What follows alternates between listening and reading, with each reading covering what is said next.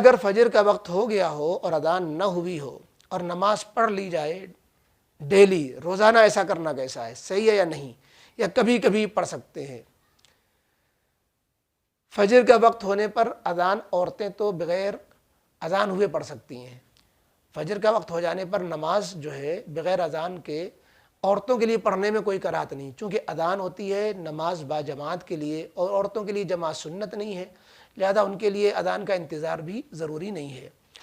اور بہتر ہے اذان کی آواز آ جائے تو دونوں اطمینان ہو جائے گا، اذان بھی ہو جائے گی، وقت کا بھی اطمینان ہو جائے گا اور زیادہ اچھا ہوگا۔ ساتھ میں ان کا سوال ہے کہ اذہان کا معنی بتا دیجئے۔ یہ اذہان لفظ صحیح نہیں ہے، یہ اذہان لفظ صحیح ہے، ذہن کی جمع ہے اذہان، یعنی بہت سے دماغ، اذہان بہت سے ذہن، اور اذہان کے بجائے اذعان لفظ ہوتا ہے جس کے معنی یقین کے آتے ہیں، اور اذہان کا لفظ میری نظر سے نہیں گزرا۔ بنت شفیق پوچھتی ہیں، 19واں سوال ہے، خواب میں بندر دیکھنا کیسا ہے؟ بندر ایک چالاک عیار قسم کا جانور ہے، تو خواب میں دیکھنے کا مطلب یہ نکلا کہ کوئی ایسا بندہ ہے جو آپ کے ساتھ چالاکی کے ساتھ آپ سے تعلق بھی رکھتا ہے،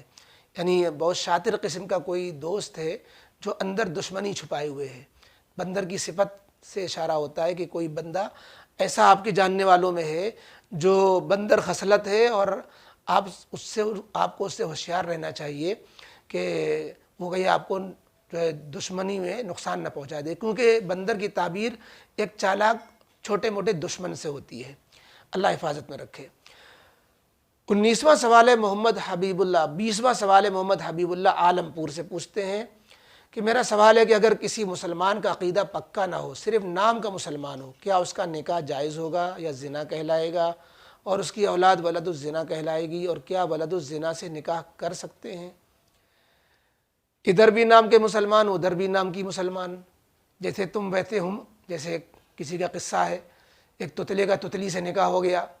دونوں نے جب دیکھنے والے گئے تھے تو دونوں نے راز میں رکھا تھا، لڑکے والوں نے کہہ دیا تھا لڑکے سے کہ تم بولنا نہیں تاکہ تمہارا عیب چھپا رہے، لڑکی والوں سے کہہ دیا تم بولنا نہیں جب دیکھنے والے تو راز چھپا رہے۔ اب جو ہے پہلی رات میں چوہیا ادھر سے ادھر پھدک رہی ہے، تو وہ بیوی بولتی ہے کہ دیکھو دیکھ رہے ہیں مالتے نہیں، تو شوہر کو لگا ارے یہ بھی تتلی ہے، تو اس نے کہا دیکھے تم ویسے ہم، تو بہرحال اگر ایسے ہی وہ بھی مسلمان ایسی یہ بھی مسلمان تو ٹھیک ہے، جیسے تم ویسے ہم، اور اگر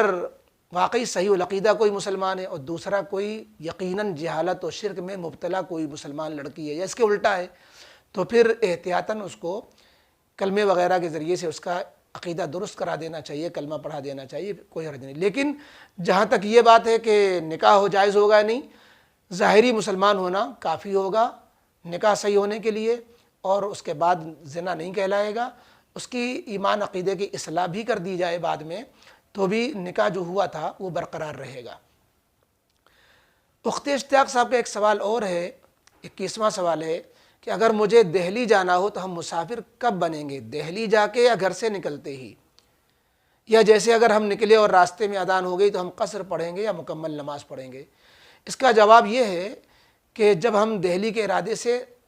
وطن سے نکلے تو جب وطن کی آبادی ہماری دور چھوٹے گی تو وہاں سے ہم مسافر بن جائیں گے، یہ نہیں کہ ہم دہلی پہنچیں گے تب مسافر بنیں گے۔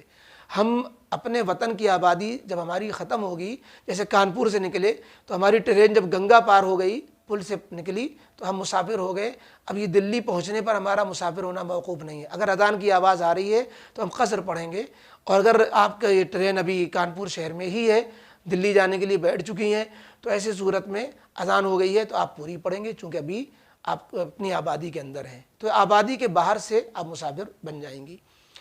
22واں سوال ہے، ایم اے صاحب پوچھتے ہیں اگر ہمارا کوئی احباب قرض میں مبتلا ہو تو کیا اس کا قرض اتارنے کے لیے ہم زکوٰۃ کا پیسہ دے سکتے ہیں جبکہ وہ زکوٰۃ کا مستحق نہ ہو، لیکن قرض اتارنے کے لیے اسے بہت مشکلات کا سامنا کرنا پڑ رہا ہو؟ جب وہ زیادہ مقروض ہو گیا اور قرض ادائیگی کے لیے اس کے پاس اپنا کوئی مالیت نہیں ہے، ایسی مثلا زیور وغیرہ بھی نہیں ہے جس کو بیچ کے وہ زکوٰۃ ادا کرے، تو وہ ایسا مقروض بھی تو مستحق زکوٰۃ ہے، تو اس میں آپ یوں کیوں پریشان ہیں کہ وہ مستحق نہیں ہے وہ مقروض ہے؟ تو اس لیے بات سمجھ میں نہیں آئی۔ اگر زیادہ قرضہ ہے، اتنا زیادہ کہ وہ جو اس کے پاس اثاثہ ہے، نقد روپیہ ہے یا زیورات ہیں اس کو بیچنے کے بعد بھی اس کا قرضہ پورا نہیں ہوتا تو وہ مستحق زکوٰۃ ہے، آپ اس کو زکوٰۃ کی رقم براہ راست دے سکتے ہیں، کسی ہیلے کی پھر ضرورت بھی نہیں ہوگی۔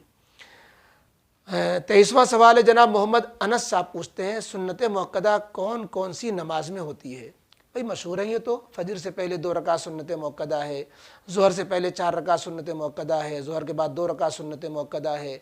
عشاء کے بعد 2 رکعت سنت موقدہ ہے، مغرب رہ گئی، مغرب کے بعد بھی 2 رکعت سنت موقدہ ہے، باقی جب سنت غیر موقدہ ہیں۔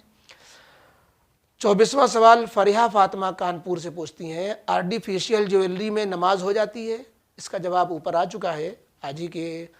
جو ہے اوپر سلسلے جواب میں، جس میں یہ ہے کہ نماز بھی ہو جاتی ہے اور آرٹیفیشیل جیولری بھی پہننا جائز ہے، انگوٹھی میں البتہ سونے چاندی کے علاوہ عورتیں نہ پہنیں۔ آخری سوال 25واں سوال ہے، راشد علی ارئی سے پوچھتے ہیں میرا سوال ہے کہ راستے پر ٹرین میں بس میں کچھ اسٹیکر بینر وغیرہ پر کچھ شرکیہ جملے لکھے ہوئے ہوتے ہیں تو ان کا پڑھنا جائز ہے یا ناجائز ہے؟ پڑھنے اور سمجھ لینے سے تو کوئی حرج کی بات نہیں ہے،